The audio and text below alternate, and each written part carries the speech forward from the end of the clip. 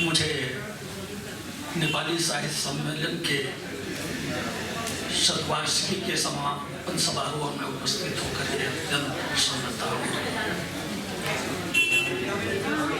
किसी भी संस्था के लिए 100 वर्ष पूरे करना एक बहुत ही महत्वपूर्ण आयाम है।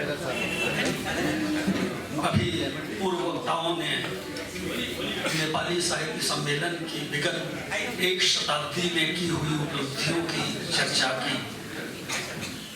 शताब्दी वर्ष में मुझे लगता है कि एक आत्मावलोकन करने की भी जरूरत होती है कि हमने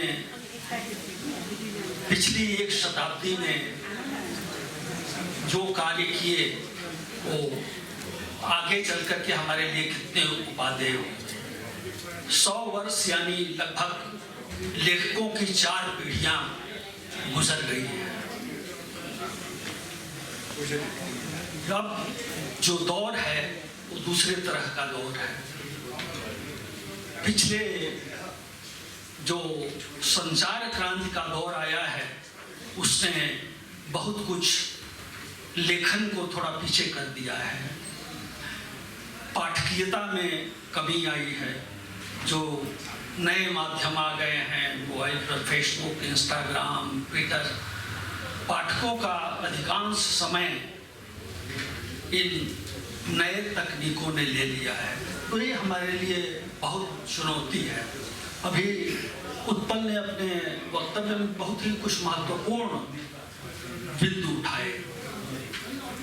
पिछले दशक में डेविड क्रिस्टल की एक किताब आई थी लैंग्वेज डेथ करके। उसमें उन्होंने बताया था कि 21वीं सदी के खत्म होते न होते विश्व में कुछ दर्जन भाषाएं शेष रह जाएंगी और ये एक बहुत बड़ा खतरा है। हमने देखा कि पिछले 10-1 वर्षों में हमारे देश की कई भाषाएं लुप्त हो चुकी हैं। एक अंडमान की एक महिला गोवा थी, उनके मरने के साथ वहाँ की एक भाषा लुप्त हो गई। किसी भी भाषा के लुप्त होने का अर्थ है एक पूरी संस्कृति का लुप्त हो जाना।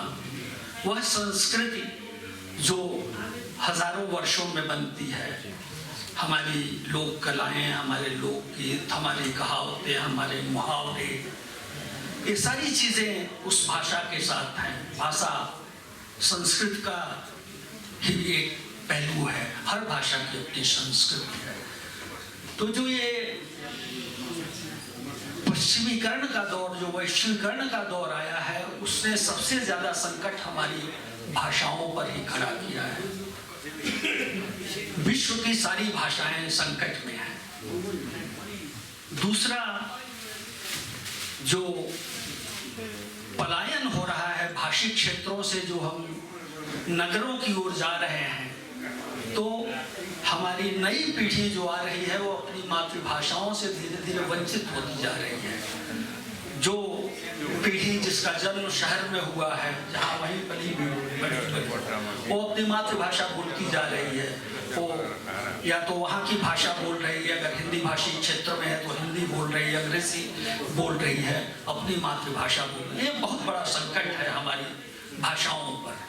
तो आज जब हम नेपाली साहित्य सम्मेलन की शताब्दी वर्ष में है तो हमें इन चुनौतियों पर भी विचार करना होगा। नए तकनीक ने बहुत सारे पुराने माध्यमों को किनारे दरकिनार कर दिया है।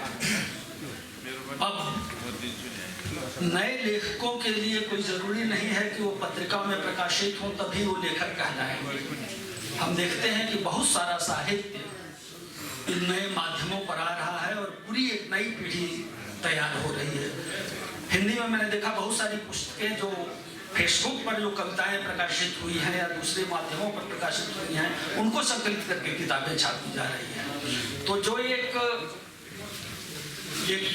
दबाव था संपादक का कि बिना संपादक और जो इस तरह के तमाम जो प्रभावी ग्रुप बने हुए थे, उनका वर्चस्व भी टूटा है। ये भी एक महत्वपूर्ण बात है। और नए लेखक सामने आ रहे हैं, तो ये एक मुझे लगता है कि ये अच्छा कदम है, क्योंकि बहुत सारे जो हाशिए के लेखक थे जो अच्छा लिख रहे थे, हमने भी अपने संपादन काल में ये चीज़ें देखी हैं कि जो एक महानगर में रहता हुआ, महानगर से कोई पत्रिका प्रकाशित हो रही है तो उसके संपर्क में जो लोग रहते थे वो छप जाते थे, लेकिन बहुत सारी अच्छी रचनाएं कस्बों में लिखी जा रही थी। जो दूर दराज के क्षेत्र हैं उनके ऊपर कोई ध्यान नहीं जाता था। तो उस वर्चस्व को इस तकनीक ने तोड़ा है। और मुझे लगता है कि इस दौर में हमें अगर भाषा पर काम करना है तो बहुत सारी काम करने होंगे। एक तो जो पहले महत्वपूर्ण श्रमसाध्य काम होते थे वो लगभग हमने छोड़ दिया है।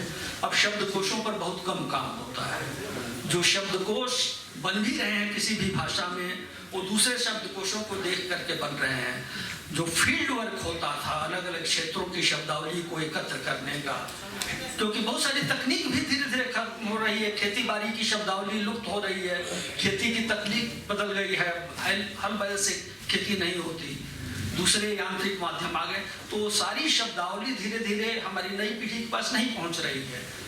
मछुआरों की शब्दावली है, जो बहुत सारे व्यापारी थे उनकी अपनी एक कूट भाषा लैंग्वेज अपने में बात करने की होती थी, उससे हम वंचित होते जा रहे हैं। तो ये बहुत सारे जो क्षेत्र हैं उनको हमें संजो लेने की जरूरत है। हमारे यहाँ जो सर्वे आया था उसमें लगभग 1650 भाषाएं बताई गई थी, और हम जानते हैं कि हमारे संविधान की अनुसूची में 22 भाषाएं हैं।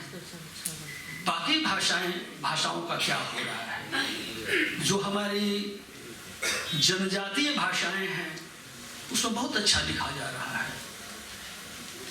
कुछ भाषाएं के अनुवाद हुए हैं, खासी से हुए हैं, काकबरोक से हुए हैं और मिजो लैंग्वेज से हुए हैं, तो सामने आ रही हैं। लेकिन बहुत सारी ऐसी भाषाएं हैं जिनकी अभी अपनी कोई लिपि नहीं है और वो केवल वाचिक परंपरा में हैं। वो भाषाएं लुप्त ही हो जाने वाली हैं अगर हमने उनको संरक्षित नहीं कर लिया, उनको टेप करके उनके बना करके, तो वो भाषाएं लुप्त हो जाएंगी। और आप ये सोचिए कि कितनी बड़ी संपदा इन भाषाओं के लुप्त होने से समाप्त हो जाएगी। दूसरे एक जो मुख्य भाषा है उसके साथ बहुत सारी बोलियां हैं। हिंदी की करीब करीब 30 बोलियां हैं, नेपाली की भी बहुत सारी बोलियां हैं, नेवारी है, लिम्बू है, भोटी है, ये सारी भाषाएं हैं। तो हम मुख्य भाषा में तो काम कर रहे हैं, लेकिन इस मुख्य भाषा के साथ उन भाषाओं का क्या संबंध है, या जो मुख्य भाषा में जो लेखन हो रहा है, जो बोलियों से जो शब्द आ रहे हैं, क्या वो हमारे जो शब्दकोश हैं उनमें वो शब्द हैं? मुझे नहीं लगता कि वो शब्द हैं, क्योंकि मैं हिंदी में ही देखता हूँ जो तमाम लेखक हैं जो अलग अलग भाषिक क्षेत्रों से आ रहे हैं, बोलियों के क्षेत्रों से, वो अपनी बोली से शब्द ला करके कथा रच रहे हैं, कविताएं रच रहे हैं, और हम किसी कोश में देखें तो वो शब्द नहीं है। तो उन शब्दों के लिए भी एक नया कोश बनाने की जरूरत है कि उन शब्दों को लिया जाए जो साहित्य में आ गए हैं और प्रयुक्त हो रहे हैं, और जो पुराने शब्दकोश हैं उनमें नहीं है। तो मुझे लगता है ये कुछ बहुत ही महत्वपूर्ण काम है। साहित्य सृजन तो जो हो रहा है, उनका लेखन हो रहा है, महत्वपूर्ण काम किया है कि जो दियालों में प्रकाशित रचनाएं थी उनका संचयन हमारे सामने आ गया है। तो हम जो प्रवृत्तियां बदली है साहित्य की, अगर एक बार हम उनसे गुजरे तो हम उन प्रवृत्तियों से भी दो चार हो सकते हैं कि कैसे धीरे धीरे दशक दर दशक नई प्रवृत्तियां आई हैं। और हम जानते हैं कि बहुत सारे जो नए विमर्श आए हैं, दलित विमर्श है, स्त्री विमर्श है, आदिवासी विमर्श है, पर्यावरण विमर्श है, तमाम तरह के विमर्श उभर के आए हैं। पहले के साहित्य में भी ये थे, लेकिन विमर्श की तरह एक आंदोलन की तरह नहीं थे। अब उनकी पहचान एक आंदोलन के रूप में, एक विमर्श के रूप में हुई है। तो हर भाषा में ये विमर्श आ रहे हैं और उनकी अलग से पहचान हो रही है।